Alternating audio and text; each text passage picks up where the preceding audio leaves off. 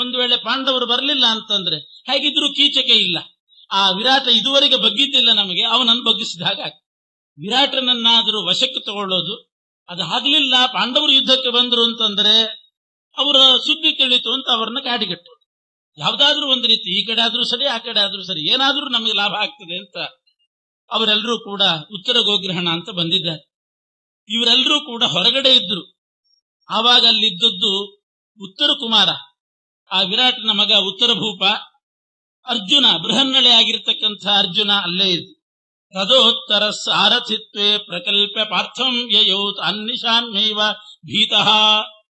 ಉತ್ತರ ಭೂಪ ನಾನು ಹೋಗಿ ಯುದ್ಧ ಮಾಡ್ತೇನೆ ಅಂತ ಉತ್ತರ ಗೋಗ್ರಹಣ ಸಂದರ್ಭದಲ್ಲಿ ಉತ್ತರ ಭೂಪ ಹೊರಟನಂತೆ. ಅವನಿಗೆ ಸಾರಥ್ಯ ಬೇಕಲ್ಲ. ಬೃಹನ್ನಳೆ ಅರ್ಜುನನನ್ನೇ ಸಾರಥ್ಯನ್ನಾಗಿ ಮಾಡಿಕೊಂಡು ಹೊರಟ್ರೆ ಸಾಗರದಂತಿದ್ದಂಥ ಕೌರವ ಸೈನ್ಯವನ್ನು ನೋಡಿ ಅಷ್ಟು ಜನ ಬಂದಿದ್ರು. ಅವ್ರನ್ನೆಲ್ಲ ನೋಡಿ ಹೆದರಿ ಪಲಾಯನ ಮಾಡ್ತಾ ಇದ್ದಾನೆ, ಬೆನ್ನು ಹಾಕಿ ಓಡಿ ಬರ್ತಿದ್ದಾನೆ. ಅರ್ಜುನನೇ ತಡೆದು ನಿಲ್ತಾ ಇದ್ದಾನೆ. ಎಷ್ಟು ಹೇಳಿದರೂ ಕೂಡ ಅವನು ಅದನ್ನು ನೋಡ್ಲಿಕ್ಕೆ ತಯಾರಿಲ್ಲ. ಕಣ್ಣು ಕೊಟ್ಟು ಕಣ್ಣು ಬಿಟ್ಟು ನೋಡ್ತಾ ಇಲ್ಲ, ಅಷ್ಟು ಭಯ ಆಗಿತ್ತಂತವನಿಗೆ. ಕೊನೆಗೆ ಅರ್ಜುನನೇ ಕಷ್ಟಪಟ್ಟು ನಿಲ್ಲಿಸಿದ. ಏನು ಮಾಡಿದರೂ ಕೂಡ ಉತ್ತರ ಯುದ್ಧ ಮಾಡ್ಲಿಕ್ಕೆ ತಯಾರಿಲ್ಲ, ನಿಲ್ತಾ ಇಲ್ಲ. ಅರ್ಜುನ ಬೆದರಿಕೆ ಹಾಕಿದ್ನಂತೆ, ಇಲ್ದಿದ್ರೆ ನಾನೇ ನಿನ್ನ ಕಥೆ ಮುಗಿಸ್ಬಿಡ್ತೇನೆ ನೋಡು ಅಂದ. ಹಾಗಾದ್ರೆ ಮಾಡ್ತೇನೆ ಅಂತ ಅನ್ನುವಷ್ಟಾಯ್ತು. ಆ ರೀತಿ ಬೆದರಿಸಿ ಅರ್ಜುನ ಅವನನ್ನು ನಿಲ್ಲಿಸಿ, ಹತೋರ್ಜುನ ಸಾರಥಿಂ ತಂ ವಿಧಾಯ ಕೃಚ್ಛ್ರೇಣ ಸಂಸ್ಥಾಪ್ಯ ಚ ತಂ ಯಯೌ ಕುರೂನ್. ಆ ಅರ್ಜುನ ಅವನನ್ನೇ ನಿಲ್ಲಿಸಿ, ಅವನನ್ನು ನೀನ್ ಸಾರಥ್ಯ ಮಾಡು ಅಂತ ಹೇಳಿ ಸಾರಥ್ಯಕ್ಕೆ ಅವನನ್ನು ನಿಯೋಜನೆ ಮಾಡಿ ತಾನೇ ಯುದ್ಧ ಮಾಡ್ತೇನೆ ಅಂತ ಹೊರಟ. ಮೊದಲು ಕರ್ಕೊಂಡು ಹೋದದ್ದು ಆ ಶಮಿ ವೃಕ್ಷದ ಹತ್ರ ಕರ್ಕೊಂಡು ಹೋಗಿ ಆ ಶವಾಕಾರದಲ್ಲಿ ತೂಗು ಹಾಕಿದ ಆಯುಧಗಳನ್ನೆಲ್ಲ ತೋರಿಸಿದ್ರೆ ಅದನ್ನೋಡೇ ಹೆದರಿದ್ನಂತು. ಅದನ್ನೋಡೇ ಹೆದರುವಷ್ಟು ಹೆದರಿಕೆ ಭೂಪ. ಅದನ್ನೆಲ್ಲ ಇಳಿಸಿ ತನಗೆ ಬೇಕಾದ ಗಾಂಡೀವ ಧನುಸ್ಸನ್ನ, ಧ್ವಜವನ್ನ, ಹನುಮಂತನ ಚಿಹ್ನೆ ಇರತಕ್ಕಂಥ ಧ್ವಜವನ್ನ, ಗಾಂಡೀವ ಧನುಸ್ಸನ್ನ ಎಲ್ಲ ತಗೊಂಡ. ರಥವೂ ಕೂಡ ಬಂತು. ಸದರೋ ಅಗ್ರತೋಗಾಹ ನಿವರ್ತ್ಯ ಯುದ್ಧಾಯ ಯಯೌ ಕುರುಂಸ್ತಾನ್ ಜಿಗ್ಗೆ ಸರ್ವಾನ್ ದ್ವೈರಥೇನೈವ ಸಕ್ತಾನ್. ಈ ರೀತಿ ತನ್ನ ಆಯುಧಗಳನ್ನೆಲ್ಲ ತಗೊಂಡು ಅರ್ಜುನ ಹೋಗಿ ಉತ್ತರನನ್ನ ಸಾರಥ್ಯನ್ನಾಗಿ ಮಾಡಿ ಯುದ್ಧ ಮಾಡಿದ. ಸಂಮೋಹನಾಸ್ತ್ರದಿಂದ ಅವರನ್ನೆಲ್ಲ ಮೋಹಗೊಳಿಸಿ ಅವರ ಉತ್ತರೀಯ ವಸ್ತ್ರಗಳನ್ನೆಲ್ಲ ತಗೊಂಡು ಬಂದಿದ್ದಾನೆ. ಭೀಷ್ಮರನ್ನ ಮಾತ್ರ ಏನೂ ಮಾಡ್ಲಿಕ್ಕೆ ಆಗ್ಲಿಲ್ಲಂತೆ. ಯಾಕೆ ಅಂದ್ರೆ ವೇದಾಸ್ತ್ರಘಾತಂ ಸಯೇವ. ಆ ಸಂಮೋಹನಾಸ್ತ್ರಕ್ಕೆ ಏನ್ ಪ್ರತೀಕಾರ ಮಾಡಬೇಕು ಅನ್ನೋದು ಭೀಷ್ಮರಿಗೆ ಗೊತ್ತಿತ್ತು, ಉಳಿದವರಿಗೆ ಯಾರಿಗೂ ಗೊತ್ತಿದ್ದಿಲ್ಲ. ಅವರನ್ನೆಲ್ಲ ಮೋಹಗೊಳಿಸಿ ಅವರ ಉತ್ತರೀಯ ವಸ್ತ್ರಗಳನ್ನೆಲ್ಲ ತೆಗೆದುಕೊಂಡು ಅಲ್ಲಿಂದ ಬರ್ತಾ ಇದ್ದಾನೆ. ಅಷ್ಟೊತ್ತಿಗೆ ದಕ್ಷಿಣ ಗೋಗ್ರಹಣದ ಸಂದರ್ಭದಲ್ಲಿ ಹೋದಂಥವರೆಲ್ಲ ಬಂದ್ರು. ವಿರಾಟ್ ರಾಜ ಇವರೆಲ್ಲ ಬಂದಿದ್ದಾರೆ. ಬಂದಾಗ ಗೊತ್ತಾಯಿತು ಸುದ್ದಿ. ಅಲ್ಲಿ ಉತ್ತರ ದಿಕ್ಕಿನಲ್ಲಿ 60,000 ಗೋವುಗಳನ್ನು ಗ್ರಹಣ ಮಾಡಲಿಕ್ಕೆ ಅವರು ಬಂದಿದ್ರು ಕೌರವರು. ಅವ್ರನ್ನೆಲ್ಲ ಗೆದ್ದು ಬರ್ತಾ ಇದ್ದಾನೆ ಉತ್ತರ ಭೂಪ ಅಂತ ತಿಳ್ಕೊಂಡ ವಿರಾಟ್ ರಾಜ. ಹೆಮ್ಮೆ ಪಟ್ಟನಂತೆ, ನನ್ನ ಮಗ ಅವ್ರನ್ನೆಲ್ಲ ಗೆದ್ದು ಬರ್ತಿದ್ದಾನೆ ಅಂತ. ನನ್ನ ಮಗ ಗೆದ್ದು ಬರ್ತಿದ್ದಾನೆ ಅಂತಂದಾಗ ಯುಧಿಷ್ಠಿರ ಹೇಳಿದನಂತೆ, ಮುಮೋದ ಪುತ್ರೇಣ ಜಿತಾಯಿತಿ ಸ್ಮ ತದಾಹ ಷಂಢೇನ ಜಿತಾನ್ ಯುಧಿಷ್ಠಿರ. ನಿನ್ನ ಮಗ ಗೆದ್ದು ಬರ್ತಾ ಇರೋದಲ್ಲ, ಆ ಷಂಢನಾಗಿರ್ತಕ್ಕಂಥ ಬೃಹನ್ನಳೆ, ಆ ಬೃಹನ್ನಳೆ ಗೆದ್ದು ಬರ್ತಾ ಇರೋದು, ನಿನ್ನ ಮಗ ಅಲ್ಲ ಅಂತ ಧರ್ಮರಾಜ ಹೇಳಿದ. ತಡ್ಕೊಳ್ಳಿಕ್ಕಾಗಲಿಲ್ಲ, ಸಿಟ್ಟು ಬಂತು ವಿರಾಟನಿಗೆ. ಒಂದು ಅಕ್ಷಕ್ರೀಡೆಯಲ್ಲೇ ತೊಡಗಿದ್ರಂತೆ. ಆವಾಗ ದಾಳ ತಗೊಂಡು ಎಸಿತಾನೆ. ಅದು ಯತಿ ರೂಪದಲ್ಲಿದ್ದಂಥ ಧರ್ಮರಾಜನ ಮೂಗಿಗೆ ಬಡಿದು ರಕ್ತ ಸುರಿತಂತೆ. ಆ ರಕ್ತ ನೆಲಕ್ಕೆ ಬೀಳದೇ ಇದ್ದ ಹಾಗೆ ದ್ರೌಪದಿ ದೇವಿ ಹಿಡಿದ್ಲಂತೆ. ಅಲ್ಲಿ ಬಂದು ಯತಿಗಳ ರಕ್ತಪಾತ ಏನಾದರೂ ಆಯ್ತು, ಅದು ನೆಲಕ್ಕೆ ಬಿತ್ತು ಅಂತಂದ್ರೆ ಆ ಯಜಮಾನ ಸರ್ವನಾಶ ಆಗ್ತಾನೆ ಅಂತ. ಅದು ಆಗಬಾರದು ಅಂತ ಕೈಯಲ್ಲಿ ಹಿಡ್ಕೊಳ್ತಾನವನು. ಹೀಗೆ ಆವಾಗ ಈ ರೀತಿ ಆದದ್ದನ್ನು ನೋಡಿ ಭೀಮಾರ್ಜುನರು ಬಹಳ ಸಿಟ್ಟಾದ್ರಂತೆ. ಧರ್ಮರಾಜನೇ ತಡಿತಾನೆ. ನೀನ್ ಯಾರು ಅಂತ ಅವನಿಗೆ ಗೊತ್ತಿಲ್ಲ ಆದ್ರಿಂದ ಹೀಗೆ ಮಾತಾಡಿದ್ದಾನೆ. ನಮ್ಮ ಸ್ವರೂಪ ತಿಳಿದ ಮೇಲೂ ಕೂಡ ಅವನು ನಮ್ಮನ್ನು ಅವಹೇಳನ ಮಾಡಿದ, ತಾತ್ಸಾರ ಮಾಡಿದ ಅಂತಂದ್ರೆ ಆವಾಗ ನಾವು ಅವನನ್ನು ದಂಡಿಸೋಣ. ನಾನು ಇವಾಗ ಯತಿ ರೂಪದಲ್ಲಿದ್ದೇನೆ, ನಾನು ಧರ್ಮರಾಜ ಯುಧಿಷ್ಠಿರ ಅನ್ನೋದು ಗೊತ್ತಿಲ್ಲ, ನೀನ್ ಅರ್ಜುನ ಭೀಮ ಅನ್ನೋದು ಗೊತ್ತಿಲ್ಲ. ಆದ್ರಿಂದ ನಮ್ಮನ್ನು ಅವಹೇಳನ ಮಾಡಿದಾಗ, ಗೊತ್ತಾಗದೇ ಇದ್ದಾಗ ಅಕಸ್ಮಾತ್ ಅಪಮಾನ ಅವಹೇಳನ ನಡೆದ್ರೆ ಆವಾಗ ಅದಕ್ಕೇನು ನಾವು ಶಿಕ್ಷೆ ಕೊಡ್ಲಿಕ್ಕೆ ಹೋಗ್ಬಾರ್ದು. ಯಾವುದೋ ರೂಪದಲ್ಲಿದ್ದೀವಿ, ನಮಗ್ ಮರ್ಯಾದೆ ಕೊಡ್ಲಿಲ್ಲ ಅಂತಂದ್ರೆ ನಮ್ಮ ಪರಿಚಯ ಅವರಿಗಿಲ್ಲ, ಏನ್ ಮಾಡ್ಲಿಕ್ಕೆ ಸಾಧ್ಯ? ನಮ್ಮ ಪರಿಚಯ ಆಗಿಲ್ಲ. ನಮ್ಮ ದೇಶದಲ್ಲಿ ನಾವು ಪರಿಚಿತರಾಗಿರ್ತೀವಿ, ಅಪೂರ್ವ ದೇಶಕ್ಕೆ ಯಾವುದೋ ದೇಶಕ್ಕೆ ಹೋದಾಗ ನಮ್ಗೆ ಗುರ್ತಿರೋದಿಲ್ಲ, ಅವ್ರಿಗೆ ಗುರ್ತಾಗೋ ಹಾಗೆ ನಾವಿರೋದಿಲ್ಲ, ನಮ್ಗೆ ಅವರು ಗೌರವ ಕೊಡ್ಲಿಲ್ಲ ಅಂತ ನಾವು ಬೇಜಾರು ಮಾಡಬಾರ್ದು, ಅದಕ್ಕೆಲ್ಲ ಶಿಕ್ಷೆ ಕೊಡಬಾರ್ದು. ಅವ್ರು ನಮಗ್ ನಮ್ಮ ವಿಚಾರ ತಿಳಿದೂ ಕೂಡ ಅವನೇನಾದ್ರೂ ನಮಗೆ ಅಗೌರವ ಮಾಡಿದ ಅಂದ್ರೆ ಆವಾಗ ಶಿಕ್ಷೆ ಕೊಡೋಣ. ನಿಜಸ್ವರೂಪೇಣ ಸಮಾಸ್ಥಿತಾನ್ನು ಯದಿಸ್ಮನಾಥೋ ಪ್ರಣಿಪಾತ ಪೂರ್ವಂ ಕ್ಷಮಾಪಯೇತ್. ನಾವು ನಿಜಸ್ವರೂಪದಿಂದ ಇವತ್ತಲ್ಲ ನಾಳೆ ಪ್ರಕಟ ಆಗ್ತೀವಿ. ಹಾಗೇನಾದ್ರೂ ಅವನು ಗೊತ್ತಾಗಿ ಬಂದು ನಮಸ್ಕಾರ ಮಾಡಿದ, ಸರಿ, ನಮಸ್ಕಾರ ಮಾಡಿ ಕ್ಷಮಾಪಣೆ ಕೇಳಬೇಕು. ಕೇಳಲಿಲ್ಲ ಅಂತಾದ್ರೆ ಬದ್ಧ ಇತ್ಯಾತ್ಮರೂಪಂ ಸಮಾಸ್ಥಿತಾಸ್ತಸ್ಥುರತಾಪರೇಜನೆ, ಅವನನ್ನು ವಧನೆ ಮಾಡಿಬಿಡೋಣ ಬೇಕಾರೆ ಅಂತಾನೆ ಧರ್ಮರಾಜ. ಭೀಮಾರ್ಜುನರು ಸುಮ್ಮನಾದ್ರು. ಮಾರನೇ ದಿವಸ ತಮ್ಮ ನಿಜ ರೂಪವನ್ನೇ ತಾವು ಪಡೆದ್ರು, ಎಲ್ಲ ರೂಪವನ್ನ ಪಡೆದ್ರು. ಯುಧಿಷ್ಠಿರ ಅಂತೂ ಬಂದು ವಿರಾಟನ ಆಸನದಲ್ಲೇ ಕೂತು ಬಿಟ್ಟಿದ್ದಂತೆ. ಅವನು ಬರೋದಕ್ಕಿಂತ ಮುಂಚೆ ಬಂದು ಕೂತು ಬಿಟ್ಟಿದ್ದಾನೆ. ತದಾ ವಿರಾಟ ಆಸನಮಾಸ್ಥಿತ ನೃಪಂ ಯುಧಿಷ್ಠಿರಂ ವೀಕ್ಷ ವಿರಾಟ ಆಹ ಕಿಮೇತದಿತ್ಯೂಚಿವಾನುತ್ತರೋಸ್ಮೈ ತಾನ್ ಪಾಂಡವಾನ್ ಗುರೋ ಗೋಗ್ರಹಣೇ ಚ ವೃತ್ತಂ. ವಿರಾಟನ ಆಸನದಲ್ಲಿ ಕೂತಂಥ ಯುಧಿಷ್ಠಿರನನ್ನ ನೋಡಿ ವಿರಾಟ ಅವಾಕ್ಯಾದ. ಏನಿದು ಇಲ್ಲಿ ಕೂತಿದೆಯಲ್ಲ ಅಂತ ಇದ್ದಾನೆ. ಆಗ ವಿರಾಟ ಎಲ್ಲ ವಿಚಾರ ಹೇಳಿದನಂತೆ. ಉತ್ತರ ಗೋಗ್ರಹಣ ಕಾಲದಲ್ಲಿ ತಾನು ಹೋದದ್ದು, ಸೈನ್ಯಪ್ರಾಯವಾದ ಕೌರವರ ಸೈನ್ಯ ಸಾಗರದಂತೆ ಇರುವಂತಹ ಸೈನ್ಯವನ್ನ ನೋಡಿ ಹೆದರಿದ್ದು. ಆವಾಗ ಅರ್ಜುನ ಹುರಿದುಂಬಿಸಿ ತನ್ನ ನಿಲ್ಲಿಸಿ ತಾನು ಗಾಂಡೀವ ಧನುಸ್ಸನ್ನು ತಗೊಂಡು ಶಮೀವೃಕ್ಷಕ್ಕೆ ಹೋಗಿ ಅದನ್ನೆಲ್ಲ ತಗೊಂಡು ರಥದಲ್ಲಿ ಕೂತುಕೊಂಡು ಯುದ್ಧ ಮಾಡಿದ್ದು, ಸಂಮೋಹನಾಸ್ತ್ರದಿಂದ ಅವರನ್ನೆಲ್ಲ ಮೋಹಗೊಳಿಸಿದ್ದು, ಎಲ್ಲ ವಿಚಾರವನ್ನ ಉತ್ತರ ಭೂಪನೆ ಹೇಳ್ತಾನೆ. ಆಮೇಲೆ ವಿರಾಟ ರಾಜನಿಗೆ ಬಹಳ ದುಃಖ ಆಯಿತು. ನಾನು ಎಂಥ ಕೆಲಸ ಮಾಡಿದೆ, ನಿನ್ನೆ ಧರ್ಮರಾಜನಿಗೆ ಹೊಡೆದು ಬಿಟ್ನಲ್ಲ ಅಂತಂದುಕೊಂಡು ತಾನು ಭಯಕಂಪಿತಾಂಗ ಪ್ರಣಮ್ಯ ಪಾರ್ಥಾನ್ ಶರಣಂ ಜಗಾಮ, ನಮಸ್ಕಾರ ಮಾಡಿ ನಮ್ಮನ್ನ ಕಾಪಾಡ್ರಿ, ನಮ್ಗೆ ಗೊತ್ತಾಗದೆ ಏನೇನೋ ಅನ್ಯಾಯ ಮಾಡಿಬಿಟ್ಟೆ ಅಂತ ಹೇಳಿ ಕ್ಷಮಾಪಣೆ ಕೇಳಿದ. ಆಮೇಲೆ ಇವರಿಗೂ ಕೂಡ ಮನಸ್ಸಮಾಧಾನ ಆಯಿತು. ಇಷ್ಟೆಲ್ಲ ಆದದ್ದಕ್ಕೆ ಆ ವಿರಾಟ್ ರಾಜ ತನ್ನ ಮಗಳಾದಂತಹ ಉತ್ತರೆಯನ್ನೇ ಅರ್ಜುನನಿಗೆ ಕೊಟ್ಟನಂತೆ. ನೀನು ಸ್ವೀಕಾರ ಮಾಡಿ ಇವಳನ್ನ ಅಂತ. ಆವಾಗ ಅರ್ಜುನ ಹೇಳ್ತಾನೆ, ನನಗೆ ಬೇಡ, ನನ್ನ ಮಗ ಅಭಿಮನ್ಯುವಿಗಿರಲಿ ಅಂತ ಅಭಿಮನ್ಯುವಿಗೆ ಉತ್ತರೆಯನ್ನ ತಗೊಂಡು ಮದುವೆ ಮಾಡಿದ್ದಾರೆ. ಕೃಷ್ಣನ ಸ್ಮರಣೆ ಮಾಡಿದ್ರು, ಕೃಷ್ಣ ಬಂದಿದ್ದಾನೆ. ಹೀಗೆ ವಿರಾಟನ ನಗರದಲ್ಲಿ ಅಜ್ಞಾತವಾಸ ಮಾಡುವಾಗ ಎಷ್ಟು ಧರ್ಮ ಸಂಪಾದನೆ ಮಾಡಿದ್ರು ಅಂದ್ರೆ, ಕೀಚಕಾದಿಗಳನ್ನೆಲ್ಲ ಅಂಧಂತಮಸಿ ಕಳಿಸಿ ಭೀಮಸೇನನಿಗೆ ಮಹಾಧರ್ಮ ಲಾಭ ಆಯಿತು. ಅದೇ ರೀತಿ ಅರ್ಜುನ ಗೋವುಗಳನ್ನು ಬಿಡಿಸಿದ್ರಿಂದ ಅರ್ಜುನನಿಗೆ ಪರಮಧರ್ಮ ಲಾಭ ಆಯಿತು. ಗೋಗ್ರಹಣ ಆಗೋದು ಅಂತಂದ್ರೆ ವೇದಕ್ಕೆ ಅಪಾರ್ಥ ಮಾಡೋದು ಅಂತ ಅರ್ಥ. ಗೋಗ್ರಹಣ ಅಂದ್ರೆ ಗೋ ಅಂದ್ರೆ ಅದು ವೇದಕ್ಕೆ ಸಮಾನ. ಅದನ್ನ ಹೊಡ್ಕೊಂಡು ಹೋಗ್ತಾ ಇದ್ದಾರೆ ಅಂದ್ರೆ ಅಯೋಗ್ಯರು ವೇದವನ್ನ ತಗೊಂಡು ಹೋಗಿ ಅಪಾರ್ಥ ಮಾಡೋದು ಅಂತ ಅರ್ಥ. ಬಿಭೇತ್ ಅಲ್ಪಶ್ರುತಾದ್ವೇದ ಮಾಮಯಂ ಪ್ರಚಲಿಷ್ಯತಿ, ನನ್ನನ್ನು ಎಲ್ಲೆಲ್ಲೋ ಎಳ್ಕೊಂಡು ಹೋಗ್ತಾ ಇದ್ದಾರೆ ಅಯೋಗ್ಯರು ಅಂತ ವೇದ ನಡುಗ್ತದಂತೆ, ವೇದ ಭಯಕಂಪಿತವಾಗ್ತದೆ. ಆ ರೀತಿ ವೇದವನ್ನು ರಕ್ಷಣೆ ಮಾಡಿದ ಹಾಗೆ ಅಂಥ ಕಾರ್ಯವನ್ನ ಅರ್ಜುನ ಮಾಡಿದ್ರಿಂದ, ಗೋ ವಿಮೋಕ್ಷಣ ಮಾಡಿದ್ರಿಂದ ಅವನಿಗೂ ಪರಮಧರ್ಮ ಲಾಭ ಆಯಿತು. ಕೃಷ್ಣನಿಗೆ ಹೇಳಿ ಕಳಿಸಿದ್ರು. ಕೃಷ್ಣ ಬಂದ. ಬಲರಾಮನ ಜೊತೆಗೆ ಅಭಿಮನ್ಯುಗೆ ಮತ್ತು ಆ ಉತ್ತರಾದೇವಿಗೂ ವೈಭವದಿಂದ ವಿವಾಹ ಮಹೋತ್ಸವ ನಡೆದಿದೆ. ಆಸೀನ್ ಮಹಾನುತ್ಸವಸ್ತತ್ರ ತೇಷಾಂ ದಾಶಾರ್ಹ ವೀರೈಃ ಸಹ ಪಾಂಡವಾನಾಂ ಸಪಾಂಚಾಲಾನಾಂ ವಾಸುದೇವೇನ ಸಾರ್ಧಂ ಅಜ್ಞಾತವಾಸಂ ಸಮತೀತ್ಯ ಮೋದತಾಂ. ಅಜ್ಞಾತವಾಸ ಎಲ್ಲ ಮುಗಿದ ಮೇಲೇನೆ ಈ ದಕ್ಷಿಣ ಗೋಗ್ರಹಣ ಉತ್ತರ ಗೋಗ್ರಹಣ ಎಲ್ಲ ಆದದ್ದು ಅಜ್ಞಾತವಾಸದ ವರ್ಷ ಮುಗಿದ ಮೇಲೆ. ಆಚಾರ್ಯದನ್ನು ಸ್ಪಷ್ಟವಾಗಿ ಹೇಳ್ತಾರೆ. 13 ದಿವಸ ಕಳಿತು. ಆಮೇಲೆ ದುರ್ಯೋಧನನಿಗೆ ಸುದ್ದಿ ಸಿಕ್ತು, ಕೀಚಕ ಸತ್ತಿದ್ದಾನೆ ಅಂತ ಸುದ್ದಿ ಗೊತ್ತಾಯಿತು. ಭೀಮಾದಿಗಳು ಇರಬಹುದು ಅಂತ ಆಮೇಲೆ ಬಂದ್ರು. ಅಜ್ಞಾತವಾಸದ 1 ವರ್ಷ ಮುಗಿದ ಮೇಲೆ ಅವರೆಲ್ಲ ಬಂದು ಯುದ್ಧ ಮಾಡಿದ್ರು. ಆ ಕಡೆ ದುರ್ಯೋಧನಾದಿಗಳೆಲ್ಲ ಸೋತು ಪರಾಜಿತರಾಗಿ ಪಾರ್ಥ ಪೀಡಿತ ಅರ್ಜುನನ ಕೈಯಿಂದ ಏಟು ತಿಂದು ಪೀಡಿತರಾಗಿ ಭೀಷ್ಮಾದಿಗಳ ಜೊತೆಗೆ ಹಸ್ತಿನಾಪುರಕ್ಕೆ ಹೋದ್ರು. ಅಲ್ಲಿ ಹೋದ್ಮೇಲೆ ಮಂತ್ರಾಲೋಚನೆ ಶುರು ಮಾಡಿದ್ರು. ಅಲ್ಲಿ ತನಕ ಸುಮ್ಮನಿದ್ರು. ಹೋದ್ಮೇಲೆ ಏನಾದ್ರೂ ಮಾಡ್ಬೇಕಲ್ಲ, ಅಜ್ಞಾತವಾಸ ಮುಗಿದು ಹೋಗಿದೆ ಅನ್ನೋದು ದುರ್ಯೋಧನನಿಗೂ ಗೊತ್ತಿದೆ. ಆದರೂ ಕೂಡ ತನ್ನ ದುರ್ಬುದ್ಧಿಯಲ್ಲಿ ಬಿಡ್ತಾನೆ. ಭೀಷ್ಮಾದಿಗಳ ಜೊತೆಗೆ ಮಂತ್ರಾಲೋಚನೆ ಶುರು ಮಾಡಿದ. ಇನ್ನೂ ಪಾಂಡವರ ಅಜ್ಞಾತವಾಸದ 1 ವರ್ಷ ಮುಗಿದಿದ್ದಿಲ್ಲ. ಅಷ್ಟರಲ್ಲೇ ಯುದ್ಧದಲ್ಲಿ ಬಂದಿದ್ನಲ್ಲ ಅರ್ಜುನ, ಅದು ನಮಗೆ ಗೊತ್ತಾಯ್ತು. ಆ ಯುದ್ಧ ಮಾಡ್ಲಿಕ್ಕೆ ಬಂದವನು ಅರ್ಜುನ ಅಂತ ನಮಗೆ ಸುಳಿವು ಸಿಕ್ತು. ಇದನ್ನು ಹೇಳಿ ಪುನಃ ಅವ್ರನ್ನ 12 ವರ್ಷ ಕಳಿಸೋಣ ಅಂತ ಶುರು ಮಾಡಿದ. ಭೀಷ್ಮರೇ ಹೇಳಿದ್ರು, ಮುಗಿದು ಹೋಗಿತ್ತಲ್ಲಪ್ಪ 1 ವರ್ಷ ಅಂತ. ನಾವು ಯುದ್ಧಕ್ಕೆ ಹೋಗುವಾಗಲೇ 1 ವರ್ಷ ಮುಗಿದಿತ್ತಲ್ಲ, ಅದು ಹೇಗೆ ಮುಗಿದಿತ್ತು? ಮುಗಿದಿಲ್ಲ, ಸೌರಮಾನ ಪದ್ಧತಿಯಿಂದ ಮುಗಿದಿಲ್ಲ ಅಂತ ಇವನ ವಾದ. ಭೀಷ್ಮಾದಿಗಳೆಲ್ಲ ಹೇಳಿದ್ರಂತೆ, ಇಲ್ಲ, ಸಂವತ್ಸರ ಲೆಕ್ಕ ಹಾಕಬೇಕಾದ್ರೆ ಚಾಂದ್ರಮಾನ ಪದ್ಧತಿಯಿಂದ ಹಾಕಬೇಕು. ಸೂರ್ಯನ ಪರಿಗಣನೆಯನ್ನು ತಗೊಳ್ಬಹುದು. ಸೂರ್ಯನ ವಿಚಾರ ಎಲ್ಲಿಗೆ ಅಂತಂದ್ರೆ ದಿನಾನಾಂ ಅಧಿಪ ಸೂರ್ಯ ಪಕ್ಷ ಮಾಸಾಬ್ದ ಪಶ್ಯಸಿ. ದಿನ ಲೆಕ್ಕ ಸೂರ್ಯನಿಂದ ತಿಳ್ಕೊಳ್ಬೇಕು.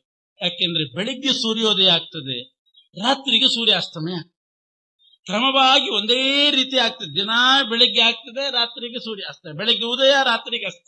ಆದ್ರಿಂದ ದಿನ ಲೆಕ್ಕ ಹಾಕ್ಲಿಕ್ಕೆ ಸೂರ್ಯನ ಸಂಚಾರವನ್ನು ಇಟ್ಟುಕೊಳ್ಬಹುದು. ಸೂರ್ಯೋದಯ ಸೂರ್ಯಾಸ್ತಮಯವನ್ನ ಪರಿಗಣಿಸಬೇಕು. ದಿನದ ಲೆಕ್ಕಕ್ಕೆ ಚಂದ್ರೋದಯವನ್ನು ಇಟ್ಟುಕೊಳ್ಳಿಕ್ಕೆ ಆಗೋದು. ಯಾಕೆ ಒಂದೊಂದು ಸಲ ಒಂದೊಂದು ದಿನ ಒಂದೊಂದು ಹೊತ್ತಿಗೆ ಚಂದ್ರೋದಯ ಆಗ್ತದೆ. ಆದ್ರೆ ಚಂದ್ರನ ಲೆಕ್ಕವನ್ನು ಯಾವುದಕ್ಕೆ ಇಟ್ಟುಕೊಳ್ಬೇಕು ಅಂತಂದ್ರೆ ಪಕ್ಷಕ್ಕೆ ಇಟ್ಟುಕೊಳ್ಬೇಕು. ಪಕ್ಷ, ಮಾಸ, ಸಂವತ್ಸರ ಅದರ ಪರಿಗಣನೆಯನ್ನ ಚಂದ್ರನಿಂದ ಮಾಡಬಹುದು. ಸರಿಯಾಗಿ ಪಾಡ್ಯದಿಂದ ಅಮಾವಾಸ್ಯೆವರೆಗೆ ಒಂದು ಪಕ್ಷ, ಪಾಡ್ಯದಿಂದ ಹುಣ್ಣಿಮೆವರೆಗೆ ಒಂದು ಪಕ್ಷ. ಹುಣ್ಣಿಮೆ ಬಂತು ಅಂತಂದ್ರೆ ಮಾಸ ಮುಗಿತು ಅಂತ ಅರ್ಥ. ಅದಕ್ಕೆ ಪೌರ್ಣಮಾಸಿ ಅಂತ ಕರೀತಾರೆ. ಹುಣ್ಣಿಮೆಯನ್ನ ಪೌರ್ಣಮಾಸಿ. ಯಾಕೆ? ಆ ತಿಥಿಗೆ ಬಂದಾಗ, ಚಂದ್ರ ಬಂದಾಗ ಮಾಸ ಪೂರ್ಣವಾಗ್ತದೆ. ಮಾಸ ಪೂರ್ಣ ಆಗೋದ್ರಿಂದ ಮಾಸ ಪೂರ್ಣ ಯಶ್ಯಾಂ ತಿಥೌ ಸಾ ಪೌರ್ಣಮಾಸಿ. ಅದರಿಂದ ಪೌರ್ಣಮಾಸಿ ಅಂತ ಹೆಸರು ಬಂದದ್ದೇ ಅದಕ್ಕೆ. ಪಕ್ಷದ ಲೆಕ್ಕ, ಮಾಸದ ಲೆಕ್ಕ ಅದು ಚಂದ್ರನಿಂದ ಪರಿಗಣಿಸಬೇಕು. ಹಾಗೆ ಸಂವತ್ಸರವನ್ನು ಕೂಡ 2 ಪಕ್ಷ ಆದ್ರೆ 1 ಮಾಸ, 12 ಮಾಸ ಆದ್ರೆ 1 ಸಂವತ್ಸರ. ಈ ಪರಿಗಣನೆಗೆ ಚಂದ್ರ ಉಪಯೋಗ ಬೀಳ್ತಾರೆ. ಅದರಿಂದ ಚಾಂದ್ರಮಾನ ಪದ್ಧತಿಯಂತೆ ಮಾಡಬೇಕು. ಆ ರೀತಿ ಮಾಡಿದಾಗ 12 ಸಂವತ್ಸರಗಳು, 1 ಅಜ್ಞಾತ ಸಂವತ್ಸರ ಆಗಿ ಹೋಗಿದೆ. 12 ವರ್ಷ 1 ವರ್ಷ ಆಗಿದೆ. ಇದು ಭೀಷ್ಮಾದಿಗಳು ಹೇಳಿದ್ರು. ಪಾಂಡವರದ್ದು ಅದೇ ವಾದ. ಆಹುಶ್ಚಾಂದ್ರೇಣ ಮಾಸೇನ ಪೂರ್ಣಕಾಲೋ ಖಿಲೋಪ್ಯಸೌ. 12 ವರ್ಷ ಮತ್ತು 1 ವರ್ಷ ಆಗಿದೆ ಚಾಂದ್ರ ಮಾಸದಿಂದ ಅಂತ ಹೇಳಿದ್ರು. ತದೇ ತದವಿಚಾರ್ಯ ಇವ ಲೋಭಾಚ್ಯ ಧೃತರಾಷ್ಟ್ರಜೈಹಿ. ಇದಕ್ಕೆ ಬೆಲೆ ಕೊಡ್ಲಿಲ್ಲ.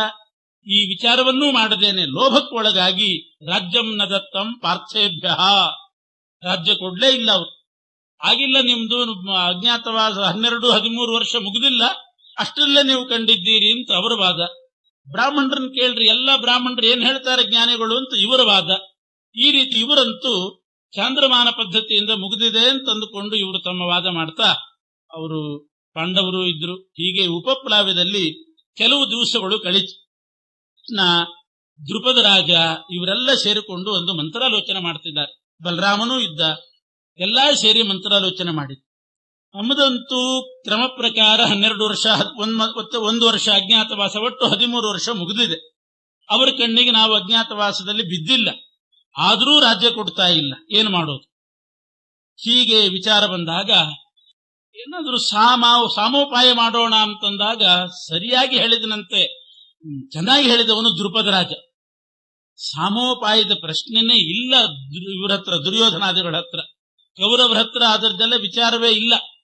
ಹೋಗಿ ಎಲ್ಲ ಬೆದರಿಸಿ ಕೊಡುವಂತ ಗಟ್ಟಿಯಾಗಿ ಕೇಳೋದೆ ಅಂತ ವಿಚಾರ ಮಾಡಿ ದ್ರುಪದ ರಾಜನೇ ಧೃತರಾಷ್ಟ್ರನ ಹತ್ರ ತನ್ನ ಪುರೋಹಿತರನ್ನ ಕಳಿಸ್ತಾನಂತ. ನೀವು ಹೋಗಿ ಹೇಳಿ ಪಾಂಡವರಿಗೆ ರಾಜ್ಯ ಕೊಡ್ಲೇಬೇಕು ಅಂತ ಹೇಳಿಬಿಡಿ ಅಂತ ಪುರೋಹಿತರನ್ನು ಕಳಿಸಿದ.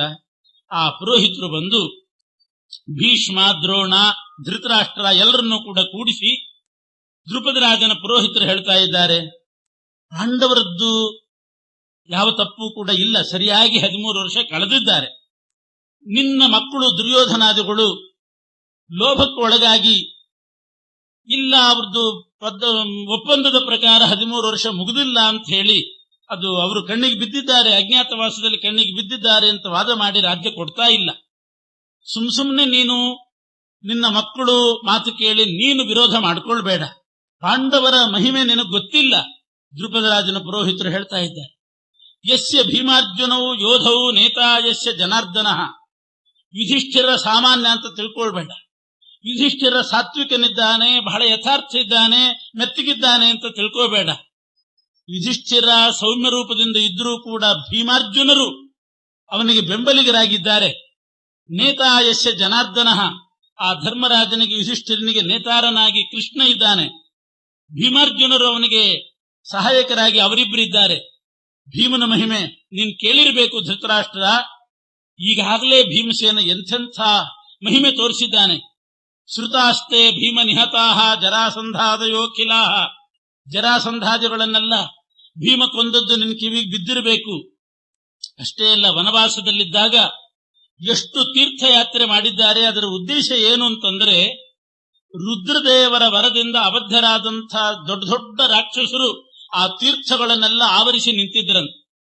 ಯಾರೂ ತೀರ್ಥಯಾತ್ರೆ ಮಾಡ್ಲಿಕ್ಕೆ ಇಲ್ಲ. ಆ ರೀತಿ ತೀರ್ಥ ವಿಘ್ನಕರಾಹ, ಆ ತೀರ್ಥಯಾತ್ರೆಗೆ ವಿಘ್ನ ಮಾಡತಕ್ಕಂಥ ಸಹಸ್ರಾರು ರಾಕ್ಷಸರು ರುದ್ರದೇವರ ವರದಿಂದ ಅಬದ್ಧರಾದವರಿದ್ರು. ಭೀಮ ತೀರ್ಥಯಾತ್ರೆ ನೆಪದಲ್ಲಿ ಅವರನ್ನೆಲ್ಲ ಸಂಹಾರ ಮಾಡಿದ್ದಾನೆ. ತಿಸ್ರಃ ಕೋಟ್ಯೋ ಮಹಾವೀರ್ಯಾ ಭೀಮೇನೈವ ನಿಷೂದಿತಾ. 3 ಕೋಟಿ ರಾಕ್ಷಸರು, ತೀರ್ಥ ವಿಘ್ನಕರರಾದಂತಹ ರಾಕ್ಷಸರನ್ನ ಭೀಮ ಸಂಹಾರ ಮಾಡಿದ್ದಾನೆ. ಭ್ರಾತೃಣಾಂ ಬ್ರಾಹ್ಮಣಾನಾಂಚ ಲೋಕಾನಾಂಚ ಹಿತೈಷಿಣ ತಥೋ ಹಿ ಸರ್ವತೀರ್ಥಾನಿ ಗಮ್ಯಾನ್ಯಾಸನ್ ಋಣಾಂಕ್ಷಿತೌ. ತನ್ನ ಸೋದರರಿಗೆ, ಬ್ರಾಹ್ಮಣರಿಗೆ, ಸಮಸ್ತ ಸಜ್ಜನರಿಗೆ ಅನುಕೂಲ ಆಗಲಿ ಅಂತ ಈ ಕಾರ್ಯ ಮಾಡಿದ್ದಾನೆ. ಇದು ಬೇರೆ ಯಾರಿಗಾದ್ರೂ ಮಾಡ್ಲಿಕ್ಕೆ ಸಾಧ್ಯ ಆಗಿತ್ತ? 3 ಕೋಟಿ ತೀರ್ಥ ವಿಘ್ನಕರ ರಾಕ್ಷಸರನ್ನು ಸಂಹಾರ ಮಾಡಿದ್ದಾನೆ. ಜರಾಸಂಧಾದಿಗಳನ್ನು ಕೊಂದದ್ದಂತೂ ಮೊದಲೇ ಆಗಿತ್ತು. ಇನ್ನೂ ಒಂದು ಘಟನೆ ನಡೆದಿತ್ತು ಕಾಡಿನಲ್ಲಿರುವಾಗಲೇ. ಯಥಾ ಜಟಾಸುರ ಪಾಪ ಶರ್ವಾಣಿ ವರ ಸಂಶ್ರಯಾತ್ ಅವಧ್ಯ ವಿಪ್ರರೂಪೇಣ ವಂಚಯನ್ನೇವ ಪಾಂಡವಾನ್. ಜಟಾಸುರ ಅಂತ ಒಬ್ಬ ಇದ್ದ. ಜಟಾಸುರ ರುದ್ರದೇವರ ತಪಸ್ಸು ಮಾಡಿ ಅವರಿಂದ ತಾನು ಅವಧ್ಯನಾಗಬೇಕು ಅಂತ ವರ ಪಡೆದಿದ್ದ. ಅವಧ್ಯನಾಗಿ ಜಟಾಸುರ ಬ್ರಾಹ್ಮಣ ವೇಷ ಹಾಕೊಂಡು ಪಾಂಡವರು ವನವಾಸದಲ್ಲಿದ್ದಾಗ ಸಾವಿರಾರು ಜನ ಬ್ರಾಹ್ಮಣರಿದ್ರಲ್ಲ, ಅವರ ಜೊತೆಗೆ ಇವನು ಕೂಡ ಜಟಾಸುರನು ಬಂದು ಸೇರ್ಕೊಂಡಿದ್ದ. ಯಾವತ್ತು ಜಟಾಸುರ ಬ್ರಾಹ್ಮಣ ರೂಪದಿಂದ ಇಲ್ಲಿ ಬಂದು ಪಾಂಡವರ ಆಶ್ರಯ ಪಡೆದ, ಬ್ರಾಹ್ಮಣ ಅಂತ ಹೇಳ್ಕೊಂಡು, ಅವತ್ತೇ ಗೊತ್ತಾಯ್ತಂತೆ ಭೀಮನಿಗೆ ಇವನೊಬ್ಬ ಅಸುರ, ಈ ವೇಷ ಹಾಕೊಂಡು ವಿಪ್ರ ವೇಷದಲ್ಲಿ ಬಂದಿದ್ದಾನೆ ಅಂತ ಭೀಮನಿಗೆ ಗೊತ್ತಾಯ್ತು. ಆದ್ರೂ ವೇಷ ಬ್ರಾಹ್ಮಣರದ್ದಿದೆಯಲ್ಲ ಅಂತ ಬೆಲೆ ಕೊಟ್ಟು ಸುಮ್ಮನೆ ಕೂತಿದ್ದ.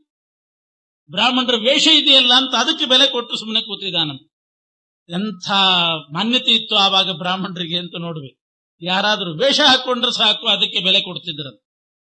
ಬ್ರಾಹ್ಮಣರ ವೇಷ ಅಂದ್ರೆ ಅಂಥದ್ದು ಅಂತಿತ್ತು ಆವಾಗ.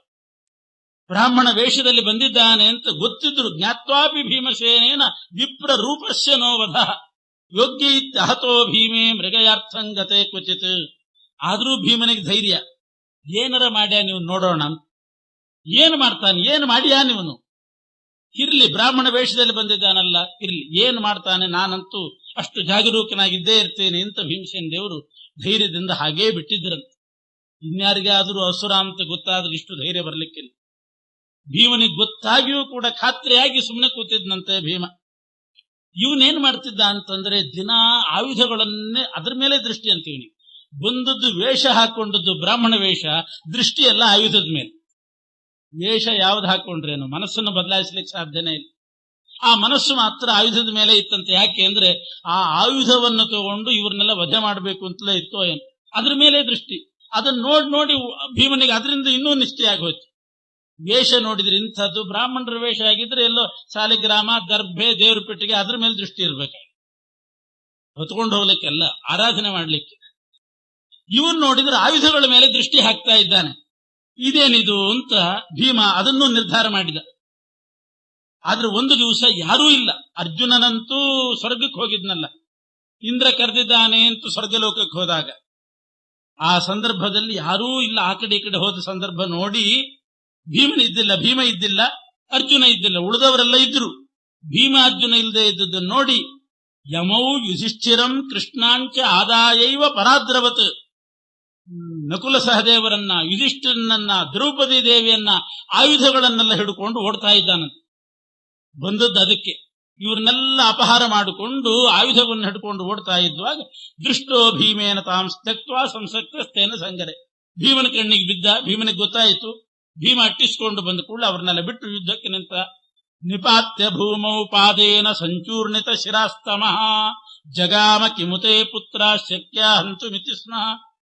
ಅವನನ್ನು ಕೆಡವಿ ಭೂಮಿಯಲ್ಲಿ ಹಾಕಿ ತುಳಿದು, ರುದ್ರದೇವರ ವರದಿಂದ ಅವಧ್ಯ ಅಂಥ ಅವನನ್ನು ತುಳಿದು ಪುಡಿ ಮಾಡಿ ಅಂಧಂತಮಸಿ ಕಳಿಸಿದ್ದಾನೆ.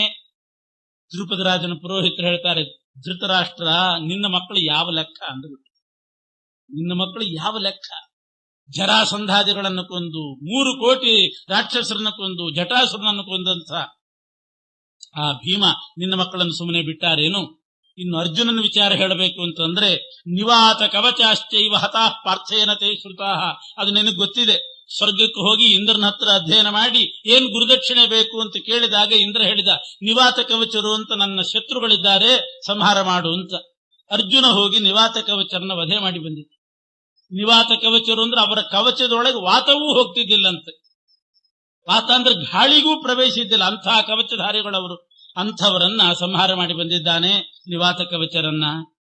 ಜಾನಾಸಿತ ಹರೇರ್ ವೀರ್ಯಂ, ಇಬ್ರು ಸಹಾಯಕರಿದ್ದಾರೆ ಅಂತ ಹೇಳಿದ್ನಲ್ಲ ಭೀಮಾರ್ಜುನರು, ಅವರ ಮಹಿಮೆ ಇದು. ನೇತಾಯಸ್ಯ ಜನಾರ್ದನ, ಯುಧಿಷ್ಠಿರನಿಗೆ ನಾಯಕನಾಗಿ ನೇತಾರನಾಗಿ ಕೃಷ್ಣ ಇದ್ದಾನೆ. ಕೃಷ್ಣನ ಮಹಿಮೆ. ಕೃಷ್ಣ ಯಾರು ಅಂತಂದ್ರೆ ಅವನು ಸಾಮಾನ್ಯ ಅಲ್ಲ, ಸಾಕ್ಷಾತ್ ಶ್ರೀಹರಿ. ಜ್ಞಾನಾಶಿಚ ಹರೇರ್ ವೀರ್ಯಂ ಯಸ್ಯೇದಮಖಿಲಂ ವಸೇ ಸಬ್ರಹ್ಮ ರುದ್ರ ಶಕ್ರಾದ್ಯಂ ಚೇತನಾ ಚೇತನಾತ್ಮಕಂ. ಸಾಕ್ಷಾತ್ ಶ್ರೀಹರಿ ಜಗದೀಶ. ಸಮಗ್ರ ಪ್ರಪಂಚ ಬ್ರಹ್ಮಾಂಡವೇ ಅವನ ಅಧೀನದಲ್ಲಿದೆ. ಲಕ್ಷ್ಮೀ ಬ್ರಹ್ಮ ರುದ್ರಾದಿಗಳನ್ನ, ಚೇತನ ಪ್ರಪಂಚವನ್ನ ತನ್ನ ಅಧೀನದಲ್ಲಿಟ್ಟುಕೊಂಡಿರ್ತಕ್ಕಂಥ ಪರಮಾತ್ಮ ಅವನು. ತಸ್ಮಾದೈತೈ ಪಾಲಿತಸ್ಯ ಧರ್ಮಜಸ್ಯ. ಹೀಗೆ ಕೃಷ್ಣ ಭೀಮಾರ್ಜುನರು ಇವರಿಂದ ರಕ್ಷಿತನಾಗ್ತಕ್ಕಂಥ, ಇವರ ಬೆಂಬಲವುಳ್ಳಂಥ ಧರ್ಮರಾಜನಿಗೆ ಏನ್ ಕೊಡಬೇಕಾದದ್ದು ಕೊಟ್ಟುಬಿಡು. ಇವರು ಪಾಪ ಇನ್ನೇನೂ ಬೇಡ, 5 ಗ್ರಾಮ ಕೊಟ್ರೆ ಸಾಕು ಅಂತಲೂ ಕೂಡ ಕೇಳಿದ್ದಾರೆ. ಅದಕ್ಕೂ ಕೊಡ್ಲಿಕ್ಕೆ ತಯಾರಿಲ್ಲ. ದೀಯತಾಮಿತಿ ತೇನೋಕ್ತೋ ಧೃತರಾಷ್ಟ್ರೋ ನಚಾಕರೋತ್. ದ್ರುಪದರಾಜನ ಪುರೋಹಿತರು ಬಂದು ಇಷ್ಟು ಹೇಳಿದ್ರೆ ಧೃತರಾಷ್ಟ್ರ ಅದಕ್ಕೇನು ಮನಸ್ಸು ಮಾಡಲಿಲ್ಲಂತೆ. ದುರ್ಯೋಧನ ಕರೆದು ಹೇಳೋ ವಿಚಾರಣೆ ಮಾಡಲಿಲ್ಲಂತೆ. ತತಃ ಸಹೈವ ಯದುಭಿಃ ಕೃಷ್ಣಂ ದ್ವಾರವತೀಂಗತಂ. ಪುರೋಹಿತರಿಂದ ಸುದ್ದಿ ಗೊತ್ತಾಯಿತು. ಧೃತರಾಷ್ಟ್ರ ಬಗುತ್ತಾ ಇಲ್ಲ ಅಂತ ಗೊತ್ತಾದಾಗ ಹಾಗಾದ್ರೆ ಯುದ್ಧ ಮಾಡೋದು ಅನಿವಾರ್ಯ ಅಂತ ತಿಳ್ಕೊಂಡು ಕೃಷ್ಣನ ಹತ್ರ ಸಹಾಯಕ್ಕೆ ಹೋಗೋಣ ಅಂತ ಇವರು ವಿಚಾರ ಮಾಡಿದ್ರು. ಇವನು ಕೂಡ ದುರ್ಯೋಧನನು ಕೂಡ ಕೃಷ್ಣನ ಸಹಾಯ ಕೇಳಬೇಕು ಅಂತ ದುರ್ಯೋಧನನು ಹೊರಟ. ಪಾಂಡವರ ಕಡೆಯಿಂದ ಅರ್ಜುನ ಹೋಗ್ತಾ ಇದ್ದಾನೆ ಕೃಷ್ಣನ ಹತ್ರ ಸಹಾಯ ಕೇಳಲಿಕ್ಕೆ. ಯುಗಪದ್ದೇತುಸ್ತತ್ರ ವೇಗೇನಾಜಯದರ್ಜುನಂ. ಅದರಲ್ಲಿ ವೇಗದಿಂದ ಅರ್ಜುನನನ್ನ ಮೀರಿ ಭಾರಿ ವೇಗದಿಂದ ಹೋಗಿ ಇವನು ದುರ್ಯೋಧನ ಮೊದಲು ಹೋದ್ನಂತೆ. ದುರ್ಯೋಧನ ಮೊದಲು ಬರ್ತಾನೆ ಅಂತ ಗೊತ್ತಿದ್ದೆ ಕೃಷ್ಣ ನಿದ್ದೆ ಇಲ್ದಿದ್ರು ಕೂಡ ಮಲಗಿದ ಹಾಗೆ ಮಾಡಿಬಿಟ್ನಂತೆ. ಅಸುಪ್ತ ಸುಪ್ತವಚ್ಚಿಷ್ಯೆ ತತ್ರಾತಿಷ್ಠ ಜನಾರ್ದನ ತಯೋರಾಗಮನಂ ಪೂರ್ವಂ ಜ್ಞಾತ್ವೈವ ಹಿ ಹರಿಪ್ರಭು. ಬಂದು ಇವನೇನು ಮಾಡಿದ ಅಂತಂದ್ರೆ ದುರ್ಯೋಧನ ಕೃಷ್ಣ ಮಲಗಿದಾಗ ಅವನ ತಲೆ ಹತ್ರ ಹೋಗಿ ಕೂತ್ಕೊಂಡಂತೆ. ಕಾಲ್ಬುಡದಲ್ಲಿ ಯಾಕೆ ಕೂತ್ಕೊಳ್ಬೇಕು, ಕೃಷ್ಣನ ಕಾಲ್ಬುಡದಲ್ಲಿ ಯಾಕೆ ಕೂಡಬೇಕು ಅಂತ ತಲೆ ಹತ್ರ ಹೋಗಿ ಕೂತ್ನಂತೆ. ಆಮೇಲೆ ಬಂದಂಥ ಅರ್ಜುನ ಕೃಷ್ಣ ಸಾಕ್ಷಾತ್ ಪರಮಾತ್ಮ ಅವನ ಪಾದಬುಡದಲ್ಲಿ ನಾವಿರಬೇಕು ಅಂತ ಹೋಗಿ ಕಾಲ್ ಹತ್ರ ಕೂತ್ಕೊಂಡಂತೆ.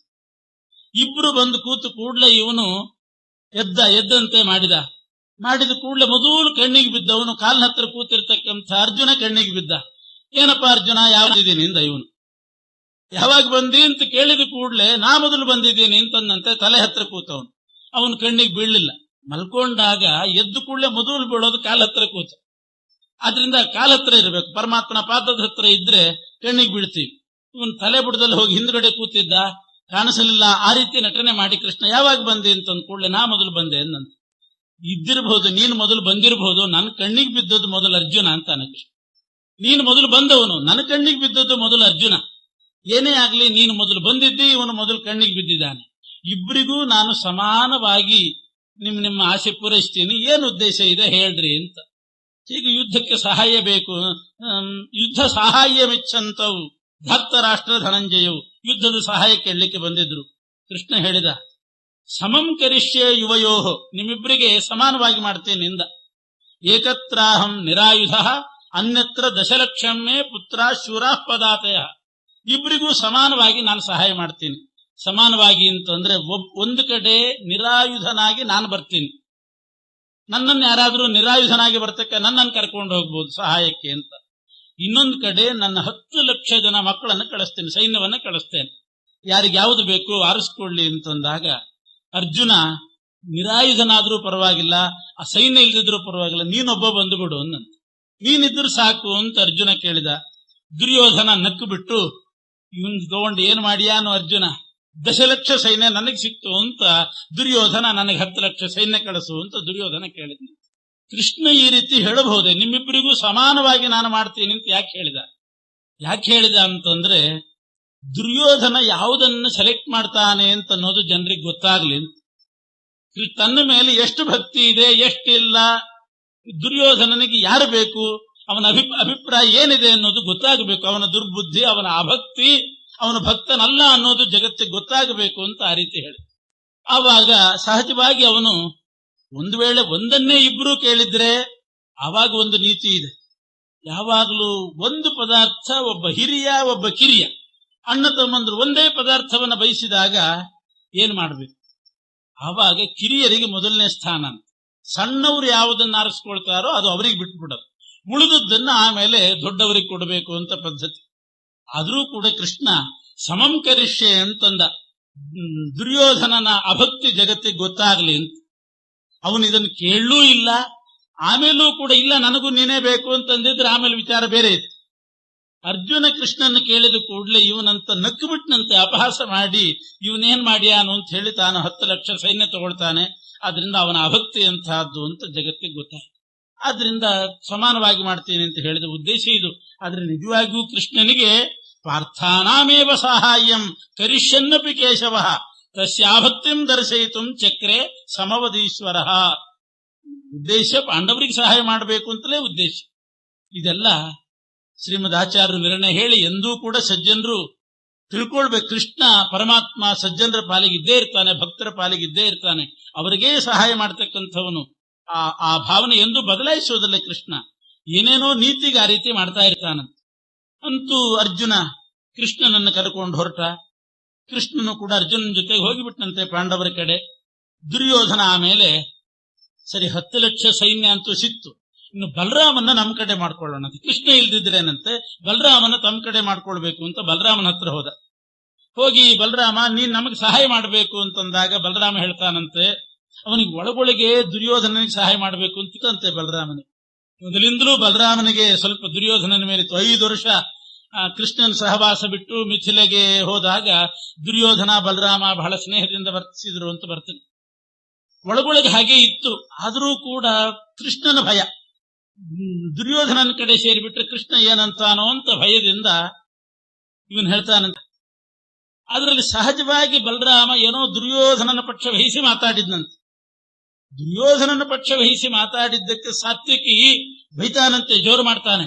ಮಾಡಿದಾಗ ಕೃಷ್ಣ ಸುಮ್ಮನೆ ಕೂತಿದ್ನಂತೆ, ಅದಕ್ಕೆ ಅನುಮೋದನೆ ಮಾಡಿಕೊಂಡು. ಅದನ್ನ ಅರ್ಥ ಮಾಡ್ಕೊಂಡು ಬಿಟ್ಟಿದ್ದ ಬಲರಾಮ. ನಾನು ದುರ್ಯೋಧನನ ಪಕ್ಷ ವಹಿಸಿ ಮಾತಾಡಿದ್ರೆ ಕೃಷ್ಣನಿಗೆ ಆಗಿ ಬರೋದಿಲ್ಲ ಅಂತ ಅರ್ಥ ಮಾಡಿಕೊಂಡು ಅವನು ಹೇಳ್ತಾನೆ, ಬೇಡ ನಾನು ತೀರ್ಥಯಾತ್ರೆಗೆ ಹೋಗಬೇಕು, ಯಾರ ಕಡೆನೂ ಹೋಗೋದಿಲ್ಲ, ನಾನು ತೀರ್ಥಯಾತ್ರೆಗೆ ಹೋಗ್ತೇನೆ ಅಂತ ಆ ರೀತಿ ಹೊರಟು ಬಿಟ್ಟನಂತೆ. ಈ ಒಳಗೊಳಗೆ ಸ್ನೇಹವಾನಪಿ, ದುರ್ಯೋಧನನ ಮೇಲೆ ಸ್ನೇಹ ಇದ್ರೂ ಕೂಡ ಮಾಡೋದಿಲ್ಲ ಅಂತ ಹೇಳಿದನಂತೆ. ಯಾಕೆಂದ್ರೆ ಉಪಪ್ಲಾವೇ ಸಭಾಯಾಮಿ ತತ್ಪಕ್ಷೀಯಂ ವಚೋ ಬ್ರುವನ್ ನಿರಾಕೃತ ಸಾತ್ವಿಕಿನ ಸಮಕ್ಷಂ ಕೇಶವಸ್ಯ ಚ. ಆದ್ರಿಂದ ಹೋಗ್ಲಿಲ್ಲ. ಆಮೇಲೆ ದುರ್ಯೋಧನ ಬೇರೆ ಬೇರೆಯವ್ರ ಹತ್ರ ಹೋಗಿ ಒಟ್ಟು 11 ಅಕ್ಷೌಹಿಣಿ ಸೈನ್ಯವನ್ನ ಕಲೆ ಹಾಕೊಂಡಿದ್ದಾನೆ. ಸಪ್ತ ಪಾಂಡುಸುತಾನಾಂಚ, ಪಾಂಡವರಿಗೆ 7 ಸೈನ್ಯ ಜಮಾವಣೆ ಆಯಿತು. ಹೀಗೆ 11, 7, 18 ಅಕ್ಷೌಹಿಣಿ ಸೈನ್ಯ. 11 ಅಕ್ಷೌಹಿಣಿ ಕೌರವರು ದುರ್ಯೋಧನ ಕಲೆ ಹಾಕೊಂಡ. ಪಾಂಡವರ ಕಡೆ 7 ಅಕ್ಷೌಹಿಣಿ ಸೇರಿದೆ. ಈ ಕೆಲವರೆಲ್ಲ ಈ ಕಡೆ, ಕೆಲವರು ಆ ಕಡೆ ಎಲ್ಲ ಸೇರ್ಕೊಂಡು. ಶಲ್ಯ ರಾಜ, ಮಾದ್ರಿ ಸಹೋದರ, ನಕುಲನಿಗೆ ಹೆಣ್ಣು ಕೊಟ್ಟ ಮಾವ ಶಲ್ಯರಾಜ, ಮತ್ತು ಸೋದರ ಮಾವನೂ ಹೌದು. ಪಾಂಡವರ ಕಡೆನೇ ಬರಬೇಕು ಅಂತ ಅವನು ಬರ್ತಾ ಇದ್ನಂತೆ. ಶಲ್ಯರಾಜ ಪಾಂಡವರ ಕಡೆ ಅಂತ ಬರುವಾಗ ದುರ್ಯೋಧನ ಎಂಥ ಕುತಂತ್ರ ಮಾಡ್ತಾನೆ ನೋಡಿ. ಕುತಂತ್ರ ಮಾಡುವವರೆಲ್ಲ ಯೋಚನೆ ಮಾಡಬೇಕು. ಎಷ್ಟೇ ಬೆರಕಿತನ ತೋರಿಸಿದರೂ ಕೂಡ ಕೊನೆಗೆ ದೇವರ ಕೈಯಿಂದ ಅವರು ಸೋಲ್ತಾರೆ.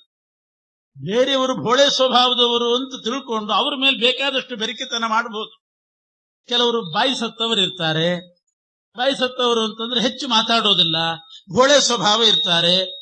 ಅಂಥವರನ್ನ ನೋಡಿಕೊಂಡು ಭಾರಿ ಬೆರಕಿ ಇದ್ದೀವಿ ನಾವು ಅಂತ ಬೆರಕಿತನ ತೋರಿಸಲಿಕ್ಕೆ ಹೋಗ್ತಾರೆ. ದೇವರ ಹತ್ರ ಅದೆಲ್ಲ ನಡೆಯೋದಿಲ್ಲ. ಇಂಥವರು ಪರಮಾತ್ಮನ ಭಕ್ತರಾಗಿದ್ದರೆ ದೇವರ ಸಹಾಯ ಇವರಿಗಿದ್ದೇ ಇರ್ತದೆ ಅನ್ನೋದಕ್ಕೆ ಇದೊಂದು ನಿದರ್ಶನ. ಶಲ್ಯರಾಜ ಪಾಂಡವರ ಕಡೆ ಬರಬೇಕು ಅಂತ ಬರ್ತಾ ಇದ್ರೆ ದುರ್ಯೋಧನ ಕುತಂತ್ರ ಮಾಡಿದನಂತೆ. ಅಲ್ಲಿಂದ ಮದ್ರದೇಶದಿಂದ ಬರುವಾಗ ಸುಸಭಾಕಾರಯ ಮಾಸ ಸರ್ವಭೋಗ ಸಮನ್ವಿತಾ.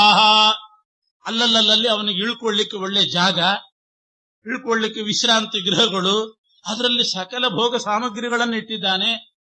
ವಾಹನದ ವ್ಯವಸ್ಥೆ, ಎಲ್ಲ ರೀತಿಯಿಂದ ದುಡ್ಡಿನಿಂದ ಇಮೇಜ್ ಸಂಪಾದನೆ ಮಾಡೋದು ಅಂತಿರ್ತಾರೆ ಕೆಲವು. ಬೇಕಾದಷ್ಟು ಹಣ ಇದೆ, ಯಾರ್ದೋ ದುಡ್ಡು ಇಮೇಜ್ ಸಂಪಾದನೆ ಮಾಡಿದ್ರಾಯ್ತು ಅಂತ ಮಾಡುವವರು ಇರ್ತಾರೆ. ಅಂಥವರಿಗೆಲ್ಲ ಇದು ನಿದರ್ಶನ. ಯಾರ್ಯಾರದ್ದು ಬಲಾತ್ಕಾರ ಮಾಡಿ ದುಡ್ಡಿಟ್ಟುಕೊಂಡಂಥದ್ದು, ಅದರಿಂದ ಶಲ್ಯರಾಜ ಮಹಾಬಲಿಷ್ಠ, ಭೀಮಶ್ಚ ಬಲಭದ್ರಶ್ಚ ಮಧುರರಾಜಶ್ಚ ವೀರ್ಯವಾನ್, ಅಂಥ ವೀರ್ಯವಂತನನ್ನ ತಮ್ಮ ಕಡೆ ಹಾಕೊಳ್ಬೇಕು ಅಂತ ಬೇಕಾದಷ್ಟು ಬಿಡಾರಗಳನ್ನು ಮಾಡಿ ಸರ್ವಭೋಗ ವ್ಯವಸ್ಥೆ, ತಿನ್ಲಿಕ್ಕೆ ಕುಡಿಲಿಕ್ಕೆ ಎಲ್ಲ ಏರ್ಪಾಡು ಮಾಡಿಬಿಟ್ಟಿದ್ನಂತ. ಇದನ್ನೆಲ್ಲ ನೋಡಿ ಇವನೇನ್ ಅಂದ್ಕೊಂಡ ಶಲ್ಯರಾಜ, ಇವನು ಸ್ವಲ್ಪ ಭೋಳೆನೆ, ಪರಾಕ್ರಮ ಇತ್ತು, ಆದ್ರೆ ಅಷ್ಟು ವಿಚಾರ ಮಾಡಲಿಲ್ಲ. ದುರ್ಯೋಧನ ಇಂಥ ಕುತಂತ್ರ ಮಾಡ್ಯಾನೋ ಅನ್ನೋ ಕಲ್ಪನೆ ಇಲ್ಲ. ಯುಧಿಷ್ಠಿರ ಕ್ಲುಪ್ತಾಸ್ಸ ಮತ್ವ ಶಲ್ಯೋಬ್ರವೀದಿದಂ, ಯುಧಿಷ್ಠಿರನೇ ನನಗಿದನ್ನೆಲ್ಲ ಮಾಡಿದ್ದಾನೆ. ಯಾಕೆಂದ್ರೆ ಯುಧಿಷ್ಠಿರನಿಗೆ ಇವನು ಸೋದರ ಮಾವ, ಯುಧಿಷ್ಠಿರನ ತಮ್ಮನಿಗೆ ಕನ್ಯೆ ಕೊಟ್ಟಿದ್ದಾನೆ, ಆದ್ರಿಂದ ಧರ್ಮರಾಜನೇ ಮಾಡಿರಬಹುದು ಈ ವ್ಯವಸ್ಥೆ ಅಂತ ತಿಳ್ಕೊಂಡು, ಆದ್ರೆ ಇಷ್ಟೆಲ್ಲ ಮಾಡಬೇಕು, ಹಿಂಗ್ ಪುಟ್ಟಿಗೆ ಹಾಕೊಳ್ಬೇಕು ಅನ್ನೋ ಕಲ್ಪನೆ ಧರ್ಮರಾಜನಿಗಿಲ್ಲ. ಇದೆಲ್ಲ ದುರ್ಯೋಧನನಿಗೆ ಬರೋದು ಇಂಥ ಕುತಂತ್ರ. ಅದಕ್ಕೆ ಇವನೇನು ಮಾಡಿಬಿಟ್ಟ, ಶಲ್ಯರಾಜ ಯುಧಿಷ್ಠಿರನೇ ಮಾಡಿದ್ದಾನೆ ಅಂತ ಭ್ರಮಿಸಿ, ಯಾರಿಷ್ಟೆಲ್ಲ ಯಾರೋ ಕೇಳಿದ್ರಂತೆ, ನೀನ್ ಯಾವ ಕಡೆ, ಇಷ್ಟೆಲ್ಲ ಏರ್ಪಾಡು ಯಾರು ಮಾಡಿದಾರೋ ಅವ್ರ ಕಡೆ ಅಂತ ಬಿಟ್ಟು, ಇಷ್ಟೆಲ್ಲ ಮಾಡಿದಾರ ಅಂದ್ಮೇಲೆ ಅವ್ರ ಕಡೆನೇ ದಾಕ್ಷಿಣ್ಯಕ್ಕೆ ಸಿಗಿ ಹಾಕೊಳ್ಳೋದು ಅಂದ್ರೆ ಹಿಂಗೆ. ಆದ್ರಿಂದ ಹುಷಾರಾಗಿರ್ಬೇಕು. ಅಲ್ಲಿ ಇಲ್ಲಿ ಇಳ್ಕೊಂಡು ಕುಡಿಯುವಾಗ ಯಾವ ದೃಷ್ಟಿಯಿಂದ ಮಾಡಿದ್ದಾರೆ ಅಂತ ಯೋಚನೆ ಮಾಡಿ ಭಾರಿ ವ್ಯವಸ್ಥೆ ಮಾಡಿಬಿಟ್ಟಿರ್ತಾರೆ. ಕೊನೆಗೆ ಇನ್ನೇನೋ ಅವ್ರ ಡಿಮ್ಯಾಂಡ್ ಇರ್ತದೆ. ಇಷ್ಟೆಲ್ಲ ಮಾಡಿದಾಗ ಯಾರು ಮಾಡಿದಾರೋ ಅವ್ರ ಕಡೆ ಅಂತಂದ ಕೂಡಲೇ ಅದನ್ನ ಅಡಿಗೆ ಕೇಳ್ತಾ ಇದ್ನಂತೆ ದುರ್ಯೋಧನ. ಅವನ್ನೇ ಫಾಲೋ ಮಾಡ್ಕೊಂಡು ಬರ್ತಿದ್ದ, ಏನ್ ಹೇಳ್ತಾನೆ ನೋಡೋಣ ಅಂತ. ಯಾವಾಗ ಈ ಬಾಯಿಂದ ಈ ಮಾತು ಬಂತು, ಲೀನ ಶ್ರುತ್ವಾ ಧಾರ್ತರಾಷ್ಟ್ರ ಸತ್ಯಂಕುರ್ವಿತ್ಯ ಭಾಷತ, ಬಚ್ಚಿಟ್ಟುಕೊಂಡು ಶಲ್ಯರಾಜನ ಬಾಯಿಂದ ಈ ಮಾತು ಬಂದದ್ದು ಕೇಳಿ, ನೀನು ಬಾಯಲ್ಲಿ ಅಂದದ್ದನ್ನು ಸರಿ ನಡೆಸಬೇಕು ಅಂದಂತ. ನಡೆಸೋದೆ ಅಂದ ಇವನು. ನೋಡಿ, ಯಾರು ಏರ್ಪಾటు ಮಾಡಿದ್ದಾರೆ ಇದನ್ನೆಲ್ಲ ಅವ್ರ ಕಡೆ ಅಂತ ಹೇಳಿದ್ದೆಲ್ಲ ಇದನ್ನೆಲ್ಲ ಮಾಡಿದವ್ ನಾನು ಅಂದ. ಪೆಚ್ಚಾಗಿ ಬಿಟ್ಟ ಶಲ್ಯರಾಜ. ಮತ್ತೆ ಮಾತು ಕೊಟ್ಟಾಗಿತ್ತು, ಹೌದಾ ನೀನಾಗಿದ್ರೆ ನಾನು ಕುಡಿತಾನೆ ಇದ್ದಿಲ್ಲ ಅಂತ ಅನ್ಬೇಕಾಗಿತ್ತು. ಗೊತ್ತಿದ್ರು ಕುಡಿತಿದ್ದಿಲ್ಲ ಖಂಡಿತ. ದುರ್ಯೋಧನ ಮಾಡಿದ ವ್ಯವಸ್ಥೆ ತಗೊಂಡ್ರೆ ಅದಕ್ಕೆ ಅಸುರಾವೇಶ ಆಗೋದೇ. ಆಮೇಲೆ ಇನ್ನೇನು ಮಾಡೋದು, ಆಯ್ತು ಹಾಗಾದ್ರೆ ಮಾಡ್ತೀನಪ್ಪ, ಸತ್ಯವಾಗಿ ನಾನು ನಿನ್ ಕಡೆ ಬರ್ತೇನೆ ಅಂತಂದ. ಸದ್ಯಕ್ಕಂತೂ ಅಲ್ಲಿ ಕಡೆ ಹೋದ, ಪಾಂಡವರ ಹತ್ರ ಬಂದ. ಪಾಂಡವರ ಹತ್ರ ಬಂದು ಹೇಳ್ತಿದ್ದಾನಂತೆ, ಏನೋ ಮಾಡ್ಲಿಕ್ಕೆ ಹೋಗಿ ಏನೋ ಆಯ್ತು, ನಿಮ್ ಕಡೆ ಬರಬೇಕು ಅಂತ ನಾನು ಹೊರಟಿದ್ದೆ, ಆದ್ರೆ ದುರ್ಯೋಧನ ಅದನ್ನೆಲ್ಲ ಮಾಡಿದ್ದ, ನನಗೆ ಗೊತ್ತಿದ್ದಿಲ್ಲ, ಒಳಗೆ ಹಾಕೊಂಡ್ಬಿಟ್ಟಿದ್ದಾನೆ ಅಂತ ಹೇಳಿ. ಆದ್ರೂ ಕೂಡ ನಾನು ಅಲ್ಲಿದ್ರು ಮುಂದೆ ಕರ್ಣನಿಗೆ ತೇಜೋಭಂಗ ಆಗುವ ಹಾಗೆ ಯುದ್ಧ ಮಾಡುವವರಿಗೆ ಆತ್ಮವಿಶ್ವಾಸ ಬೇಕು. ಅದೊಂದು ಮುಖ್ಯ ಬೇಕಾದದ್ದು. ಆತ್ಮವಿಶ್ವಾಸ ಇದ್ರೆ ಏನಾದ್ರೂ ಮಾಡ್ಯಾರು. ಆತ್ಮವಿಶ್ವಾಸವೇ ಹೋಯ್ತು ಅಂತಂದ್ರೆ ಕೈಯಲ್ಲಿ ಬಲ ಬರೋದಿಲ್ಲ, ಮೂಡ್ ಕೆಟ್ಟು ಹೋಗ್ತದೆ, ಏನೇನೋ ಆಗಿಬಿಡ್ತದೆ. ಮೂಡ್ ಸರಿಯಾಗಿರ್ಬೇಕು, ಕೈಯಲ್ಲಿ ಬಲ ಬರಬೇಕು, ಉತ್ಸಾಹ ಇರಬೇಕು, ಅದಕ್ಕೆಲ್ಲ ಮೂಲ ಆತ್ಮವಿಶ್ವಾಸ. ಶಲ್ಯರಾಜ ಹೇಳಿದನಂತೆ, ನಾನು ಅವ್ರ ಕಡೆ ಹೋದ್ರೂ ಕೂಡ ಆ ಕರ್ಣನಿಗೆ ಆತ್ಮವಿಶ್ವಾಸ ಹೋಗೋ ಹಾಗೆ ನಾನು ಮಾಡ್ತೀನಿ ಅಂತ.